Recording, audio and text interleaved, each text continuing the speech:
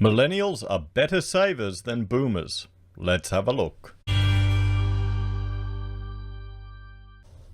Hello everyone, Florian.heise here, and welcome to another episode of HeiseSays. Grab your stein of coffee, because this is an interesting article we have to have a look at. Apparently millennials are better savers than boomers, guys. What do you think about that one? What do you reckon? New research has found younger Aussies are better at saving than baby boomers. But let's have a look at the generations first before we even start looking at this article, because the image that a lot of people have of millennials is kind of off the mark. Because, well, I'm a millennial, guys.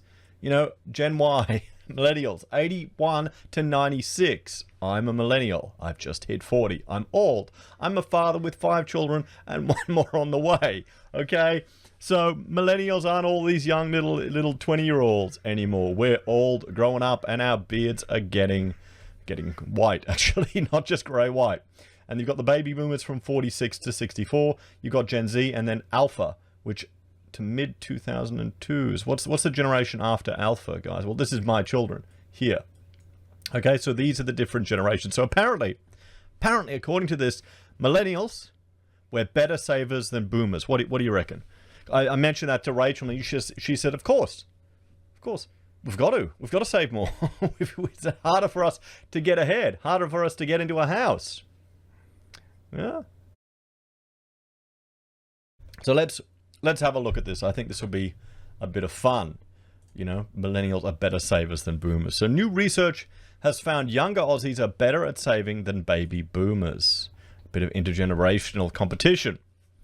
Research has revealed millennials are budgeting better than baby boomers since the wave of financial uncertainty sparked by the pandemic last year. Well, okay, could it be that the younger generation, the millennials, probably are at a different stage in their life, maybe need to actually have to budget because you're not retired or you don't have all the passive income streams that are set up. You know, you're not in that luxurious position of where you don't have to budget quite as much. When you've built up wealth, when you've got reserves, when you have money flowing in, you don't need to worry as much. What do you think? A report by NAB's digital subsidiary UBank has found Australians have continued to show positive savings behaviour in light of the pandemic, with younger demographics more likely to use some form of budgeting tool compared with their older counterparts. Well, does that really tell us that younger millennials are better at saving than older ones? It just says millennials are better at using budgeting apps than previous generations. And if anyone has a boomer parent or grandparents that you've had to provide IT support for, that would come as absolutely no surprise. There's some people that still have gone their whole life without even using a computer or using a touchscreen. The fact that I can get my mother to use a mobile phone is fantastic. That just shows you how Apple is accessible. There's people, now my kids wouldn't even know what a DOS prompt is. Remember, I'm showing my age. So according to UBank, 70% of millennials are likely to use a budgeting tool, while only 66% of baby boomers sometimes use tactics to save money. That's a 4% difference. That's hardly anything. I mean, what do you use for budgeting, everyone? We have a Master Excel, because we're a small business and we've got money coming in from different things, and Rachel projects out until the end of the year. So we kind of estimate what our tax bill is. That's for us. That's our strategy.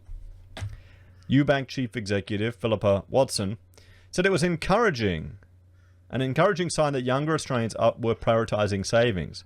Well, that's just because of all of the uncertainties. The savings rate has rocketed up, and we can see this here when we look at, and if we jump to this chart, we can see here just the increase in the savings rate of people. Okay, this is not normal. This is an unusual circumstance because of all of the government interventions and just all of the concerns that they have here. I make reference to this in just with regards to housing supply, that why people are able to jump into the market all of a sudden before when they couldn't. So what we're seeing is that millennials are using budgeting tools more than any other demographic, Ms. Watson said. This is particularly encouraging because we know there's a direct link between budgeting behavior and reaching your financial goals. Well, how could they actually see if people use like the envelope method, you know, where you take your money every week, you take it out in cash and you put it into different envelopes assigned for different things? That's a budgeting tool. I guess you'd have to say on the survey you did it. That's just as useful as using an app. Last year's pandemic prompted Australia's first economic recession in nearly 30 years, fueling a massive savings push by households as a result of the heightened uncertainties around job security and income. Ubank's July survey found 19% of Australians were using some form of savings measure, while the latest update recorded 47% of respondents were now budgeting. If the past year has shown us anything, it's that setting money aside for a rainy day is not enough to sustain us through long periods of economic disruption, Ms. Watson said. Well, some people don't even have a rainy day fund. I mean, this is good. This is what I've been hoping for all throughout this last year. I've been hoping that for some people, this would be the slap in the face, the encouragement to get their life in order. Sometimes you need to go through tough times to come out of it stronger and better. And those, if you can't relate to that statement, well, that's good. Or a lot of people who've been through tough times can relate to it and realize that it's kind of true. It's encouraging to see Australians continuing to implement the positive savings behaviours that picked up during the pandemic well into 2021. Gen Z, according to the report, were the least likely to implement a budgeting framework, while 46% of Gen X, who were surveyed, said they had started managing their funds due to the economic situation. So that's interesting, everyone. If we jump back here and we have a look at just the different generations again. So Gen Z, the Zoomers, are least likely to do it. Least likely. Gen Alpha, I mean, they're kids. They're kids. My children get pocket money for if they do enough schoolwork. We pay them 10 cents per activity, and we have to compete. They compete with each other. And Gen Z are the least, or X are the least likely. What was it? No, Gen Z, then Gen X. Gen Z, they're in that age, that invincible age. We've all been there. What about the X's? What's going on there, guys? Come on, let us know. So, approximately 41% of respondents said they would continue to minimize spending on non-essential goods and services while the economy was affected by the pandemic. And this is what the banks, well, the government doesn't want. They want you to get out there and spend. Several banks, including Ubank, Commonwealth Bank, and Westpac, have integrated budget planners within mobile and online banking apps. Customers should be taking advantage of these to ensure they're staying on track and holding themselves accountable. That's what that thing is. I see that on my CommBank app. They're trying to tell me what I'm spending my money on, and I'm going, you've got no idea. It may sound obvious, but there is a direct link between budgeting behaviors and reaching your financial goals. Well, yeah, it does sound obvious, but it's 100% true. I mean, maybe this is a good thing.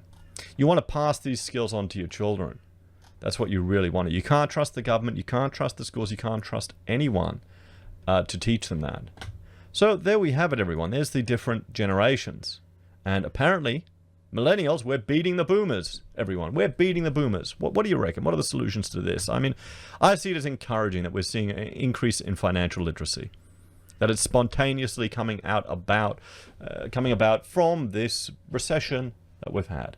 And it wouldn't be the first time. When you go through tough economic times, you kind of adjust your behaviors. It's going to be interesting to see if that manifests in long-term implications on the economy. Certain things no longer being as desirable. We'll have to see. I'm hoping that freedom from debt will encourage people and promote individuality, guys. That's what I'm hoping. Because then once you're free from debt, once you have that burden off your back, maybe people will be less accepting. What do you reckon?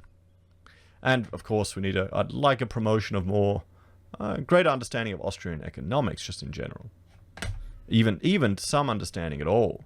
So this is good. This is good news, everyone. I know there's a bit of fun poking it between the boomers and the millennials, but still, it's good that more people are taking control of their finances. Thank you all for watching. Please like, share, and subscribe to the channel. If you're a fan and enjoy the content I create here, there are a few ways you can support us. You can join us on YouTube or Patreon. You can support us using our affiliate links on Amazon, eBay, Independent Reserve, or AussieBroadband. You can buy our merch from HeiseSays. We have pocket squares handmade. Sign up for SelfWealth or Stake to help us with our share investing. You can use Gold Pass from the Perth Mint or support us via PayPal. Take care, and I'll see you next time. Bye for now.